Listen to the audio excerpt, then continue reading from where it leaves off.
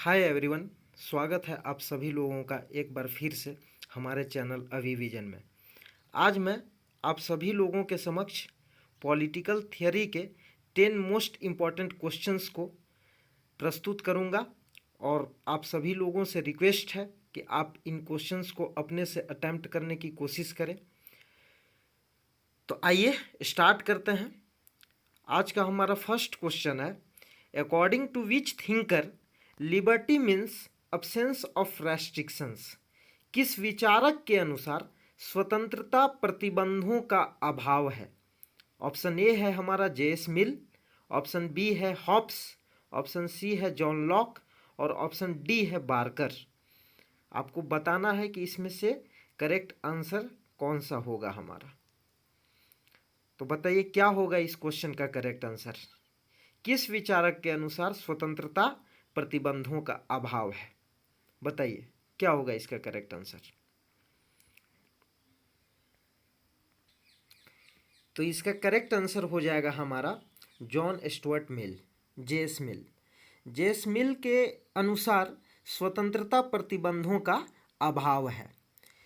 JS मिल ने स्वतंत्रता पर अपना विचार अपनी रचना एसे ऑन लिबर्टी जो कि 1859 में पब्लिश हुई थी उसमें दिया है।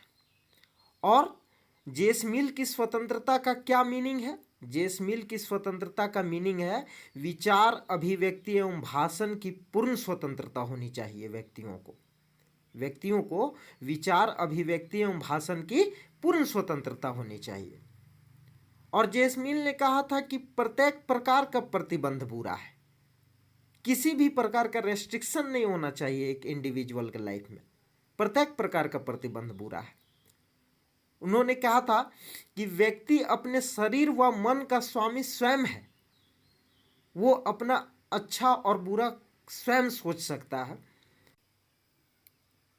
मिल का ये भी कहना था कि स्वतंत्रता को सीमित करने वाला सबसे बड़ा माध्यम बहुमत समाज है, राज्य या सरकार नहीं है।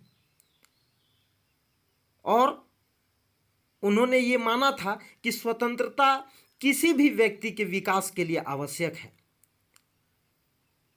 साथ ही साथ उन्होंने ये भी कहा था कि स्वतंत्रता सिर्फ व्यक्ति के विकास के लिए ही नहीं बल्कि सभ्यता के विकास के लिए भी आवश्यक है।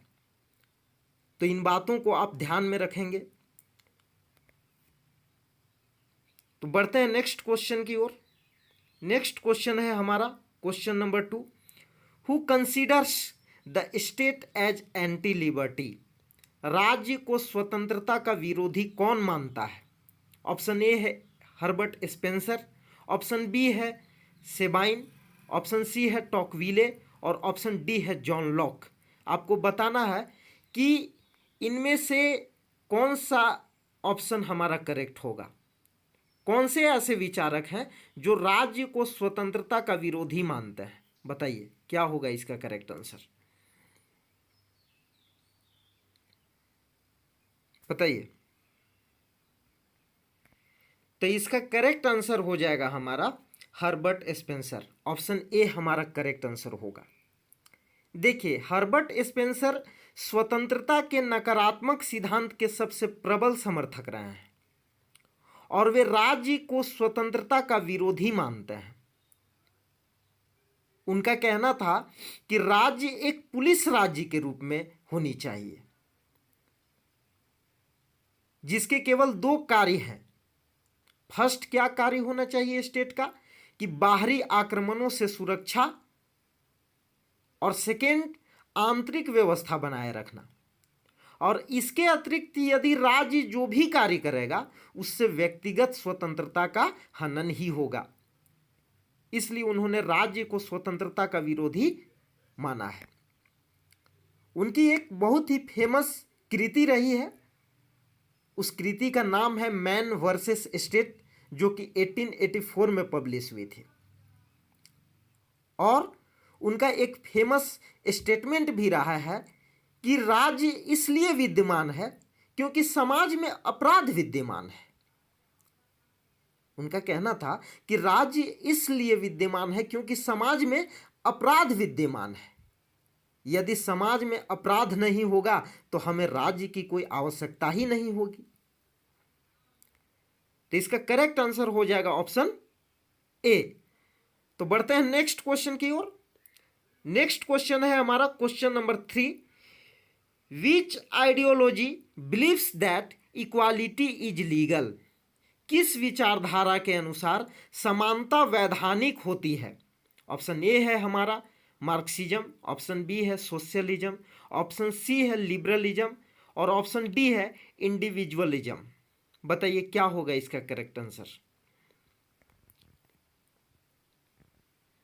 मार्क्सिज्म का मतलब मार्क्सवाद, सोशलिज्म का मतलब समाजवाद, लिबरलिज्म का मीनिंग हुआ आपका उदारवाद और इंडिविजुअलिज्म का मतलब व्यक्तिवाद।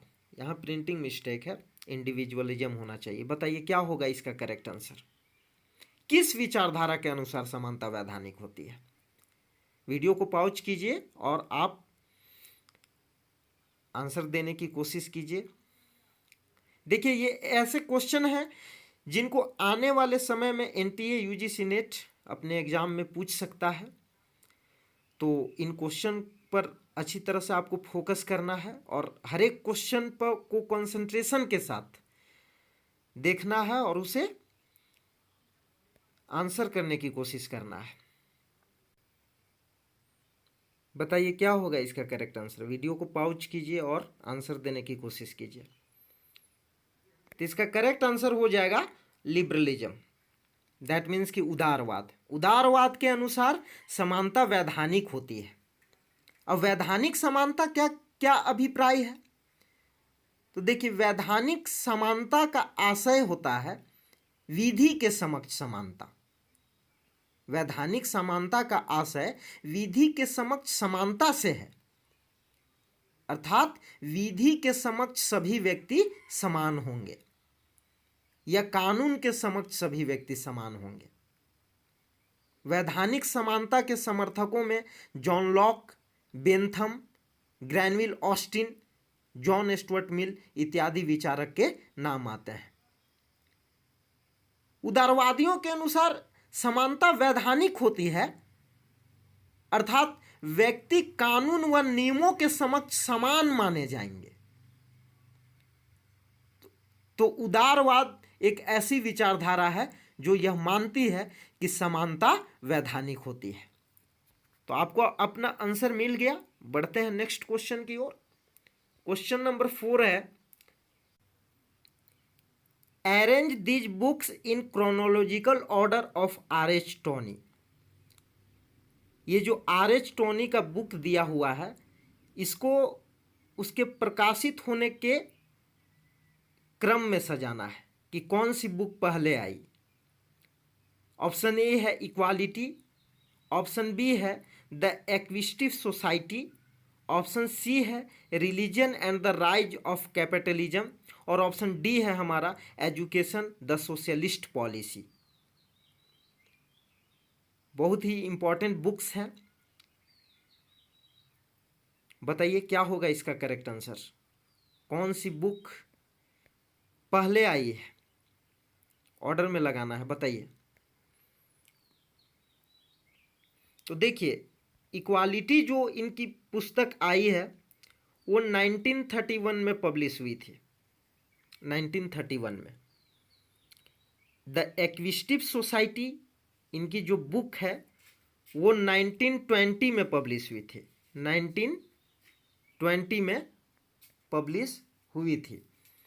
Religion and the rise of capitalism ये जो बुक है वो 1926 में पब्लिश हुई थी। 1926 में। और एजुकेशन द सोशलिस्ट पॉलिसी ये जो बुक है वो 1924 में पब्लिश हुई थी। तो सबसे पहले द एक्विजिटिव सोसाइटी इनकी बुक आई है तो बी हो जाएगा सबसे फर्स्ट में। उसके बाद एजुकेशन द सोशलिस्ट पॉलिसी 1924 में। उसके बाद डी आएगा तो बी डी इसमें है और कहीं भी नहीं है तो ऑप्शन 1 इसका करेक्ट आंसर हो जाएगा। सी उसके बाद religion and the rise of capitalism 1926 में ये बुक पब्लिश हुई है। और ए है इक्वालिटी, जो कि सबसे लास्ट में 1931 में पब्लिश हुई थी। तो BDCA इस क्वेश्चन का हमारा करेक्ट आंसर हो जाएगा। RH टोनी के द्वारा ये सभी पुस्तकों को लिखा गया है, तो इन सभी पुस्तकों को आपको ध्यान में रखना है, ये एग्जाम पॉइंट ऑफ व्यू से बहुत ही इंपॉर्टेंट है। तो बढ़ते हैं नेक्स्ट क्वेश्चन की ओर। नेक्स्ट क्वेश्चन है हमारा question number 5। Equality is only A same in A socialist society, in reality A handful of party officials have control over the system, वो जो स्टेटमेंट इज दिस।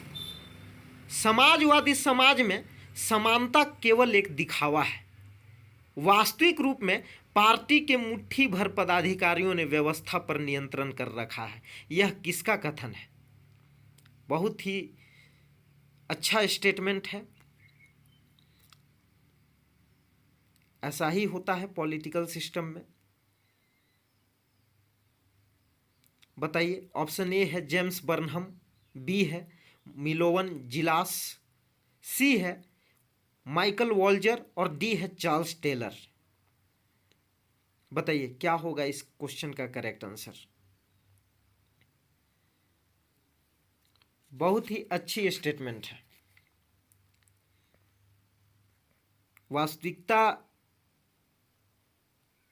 वास्तविकता है ये।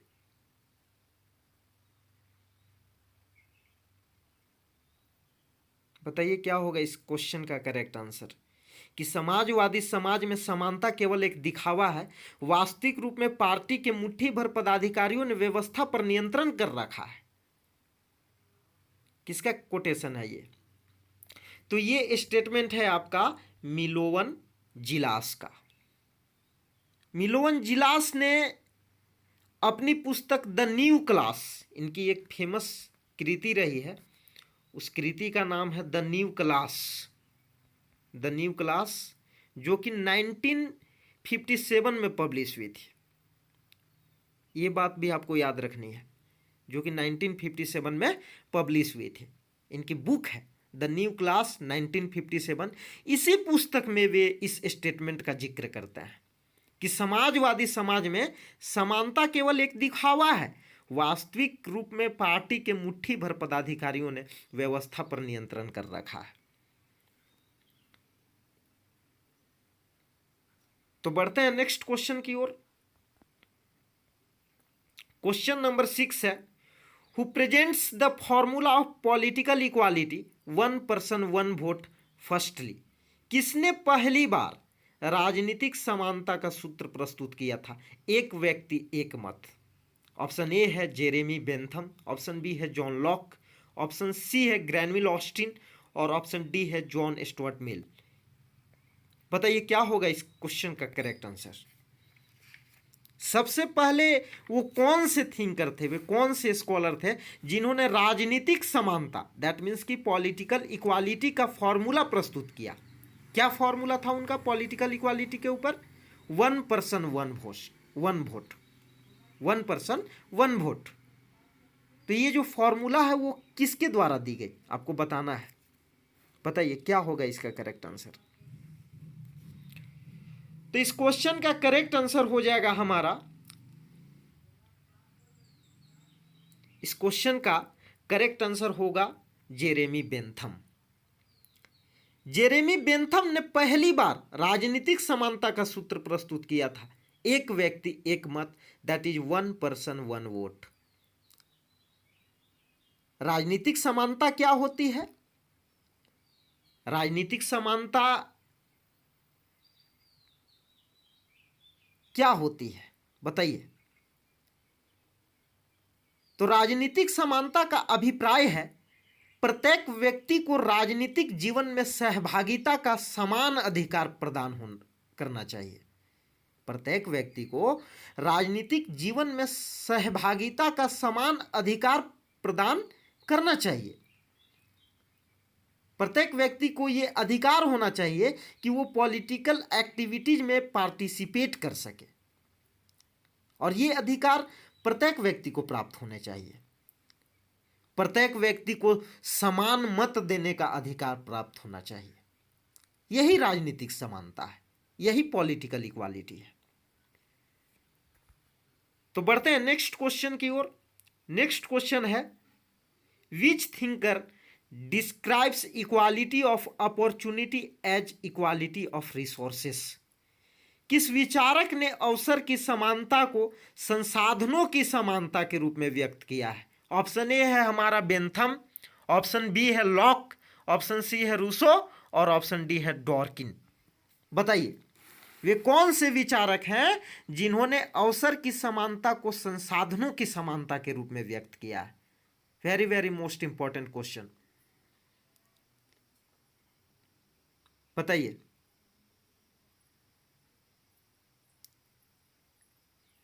तो इस क्वेश्चन का करेक्ट आंसर हो जाएगा डॉर्किन। डॉर्किन ने अवसर की समानता को संसाधनों की समानता के रूप में व्यक्त किया और उनके अनुसार आरंभिक स्थिति में लोगों को समान संसाधन दिए जाएंगे। लेकिन डॉर्किन ने एक बहुत ही अच्छी बात की कि डॉर्किन शारीरिक रूप से विकलांग लोगों को अन्य लोगों से अधिक सुविधाएं प्रदान करने का समर्थन करते हैं, कि जो शारीरिक रूप से विकलांग लोग हैं उन्हें अन्य लोगों से अधिक सुविधाएं प्रदान की जाए, उनसे अधिक फैसिलिटी उनको दी जाए। और इसे डॉर्किन ने पेंशन योजना का नाम दिया। इसे डॉर्किन ने पेंशन योजना का नाम दिया। अब आइए समझते हैं कि अवसर की समानता का मतलब क्या होता है। What is the meaning of equality of opportunity? तो अवसर की समानता का अभिप्राय समानों के साथ समान व्यवहार करना तथा असमानों के साथ असमान व्यवहार करने से है। तो बढ़ते हैं नेक्स्ट क्वेश्चन की ओर। नेक्स्ट क्वेश्चन है हमारा क्वेश्चन नंबर 8। डॉर्किन की रचनाओं को उनके प्रकाशित होने के क्रम में व्यवस्थित करना है। Arrange these books in chronological order of Dworkin. First इनका जो बुक है वो टेकिंग राइट्स सीरियसली, बी में दे रखा है लॉस एम्पायर, सी है सॉवरेन वर्च्यू, डी है ए मैटर ऑफ प्रिंसिपल। तो आपको इनको क्रम में लगाना है। बताइए कौन सी बुक पहले आती है। तो टेकिंग राइट्स सीरियसली ये जो बुक है ये 1977 में पब्लिश हुई थी। लॉस एम्पायर ये जो बुक है वो 1986 में पब्लिश हुई है, 1986 में। सॉवरेन वर्च्यू ये जो बुक है ये 2000 में पब्लिश हुई है, 2000 में। ए मैटर ऑफ प्रिंसिपल ये जो बुक है वो 1985 में पब्लिश हुई है, 1985 में। तो इन्हें क्रम में लगाना है। तो सबसे पहले कौन सी बुक आएगी? तो सबसे पहले आएगी टेकिंग राइट्स सीरियसली जो कि 1977 में पब्लिश हुई थी। मतलब ए पहले आएगा। तो ए यहाँ पे दो जगह है, बाकी ये जो दो ऑप्शन है ये एलिमिनेट हो जाएंगे, ये दो ऑप्शन एलिमिनेट हो जाएंगे। ए दो जगह है। उसके बाद 1985 a matter of principle, that means कि डी आएगा जो कि सिर्फ यहाँ है। तो ऑप्शन 1 इसका करेक्ट आंसर हो जाएगा। और ये जो बुक है वो डॉर्किन के द्वारा लिखे गए हैं। तो ये बात आपको याद रखनी है, इन बुक्स को आपको ध्यान में रखना है। बढ़ते हैं नेक्स्ट क्वेश्चन की ओर। नेक्स्ट क्वेश्चन है question number 9। Who gave the idea of complex equality? जटिल समानता का विचार किसने प्रस्तुत किया? ये क्वेश्चन भी बहुत ही इंपॉर्टेंट है।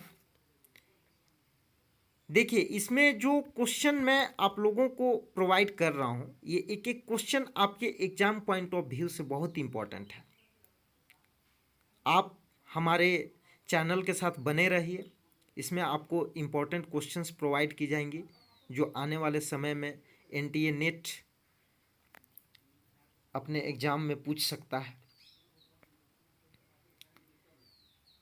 ऑप्शन ए है माइकल वॉल्जर, ऑप्शन बी है चार्ल्स टेलर, ऑप्शन सी है बेंथम और ऑप्शन डी है जॉन रॉल्स। आपको बताना है कि जटिल समानता का विचार किसने प्रस्तुत किया है। कॉम्प्लेक्स इक्वालिटी, कॉम्प्लेक्स इक्वालिटी, ये जटिल समानता का विचार किसने प्रस्तुत किया, आपको बताना है। बताइए। तो इस क्वेश्चन का करेक्ट आंसर हो जाएगा माइकल वॉल्जर। माइकल वॉल्जर ने हमारे समक्ष जटिल समानता का विचार प्रस्तुत किया। उनके अनुसार समाज में मूलभूत वस्तुओं के वितरण के भिन्न मानदंड होने चाहिए। समाज में मूलभूत वस्तुओं के वितरण के भिन्न मानदंड होने चाहिए, क्योंकि उनका मानना था कि प्रत्येक समाज के लिए एक समान वस्तुएं उपयोगी नहीं हो सकती और उनके अनुसार सभी व्यक्तियों को समान मूलभूत सुविधाएं प्राप्त होनी चाहिए, परंतु प्रत्येक क्षेत्र में समानता संभव नहीं है। प्रत्येक क्षेत्र में समानता संभव नहीं है।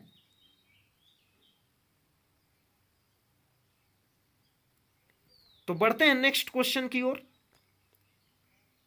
क्वेश्चन नंबर 10 है, which feminist thinker describes welfare state as a patriarchal state. किस नारीवादी विचारक ने कल्याणकारी राज्य को पितृसत्तात्मक राज्य की संज्ञा दी। ऑप्शन ए है बेटी फ्रीडमैन, ऑप्शन बी है साइमन डी बेवियर, ऑप्शन सी है कैट मिलेट और ऑप्शन डी है कैरोल पैटमैन। आपको बताना है कि किस नारीवादी विचारक ने कल्याणकारी राज्य को पितृसत्तात्मक राज्य की संज्ञा दी। बताइए। साइमन डी बेवियर,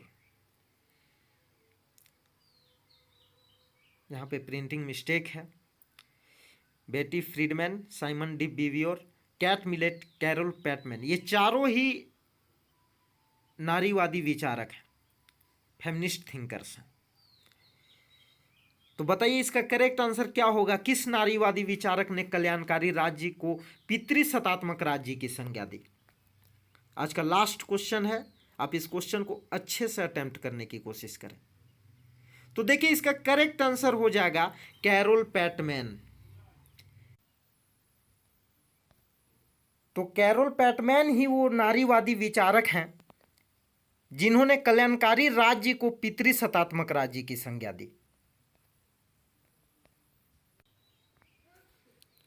उनका कहना था कि महिलाओं को पितृसत्तात्मक सत्ता द्वारा निजी क्षेत्र के तहत रखा गया है और महिलाएं अभी भी प्राकृतिक अवस्था में ही हैं। इनकी एक फेमस रचना रही है, फेमस कृति रही है, feminist critiques of the public private dichotomy, जो कि 1983 में पब्लिश हुई थी। और इनकी एक दूसरी कृति जो बहुत ही प्रसिद्ध है, द सेक्सुअल कॉन्ट्रैक्ट, जो कि 1988 में पब्लिश हुई थी। तो फ्रेंड्स आज के लिए इतना ही। यदि आपको हमारी पॉलिटिकल थियरी के एमसीक्यू की ये जो सीरीज हैं ये आपको पसंद आ रही हो तो हमारे इस वीडियो को लाइक करें, कमेंट करें। आपको अगर किसी भी तरह का डाउट हो अपने सारे उन दोस्तों के साथ शेयर करें जो UGC net exam political science की तैयारी कर रहे हो और अदर कॉम्पिटिटिव एग्ज़ाम के लिए भी यह वीडियो बहुत ही बेनिफिशियल है। सब्सक्राइब करें हमारे चैनल को और बेल आइकन को भी प्रेस कर लें ताकि हमारे आने वाली हर वीडियो की नोटिफिकेशन आपको मिलती रहे। तो मिलते हैं नेक्स्ट वीडियो में नए क्वेश्चंस के साथ। आज के लिए इतना ही, धन्यवाद।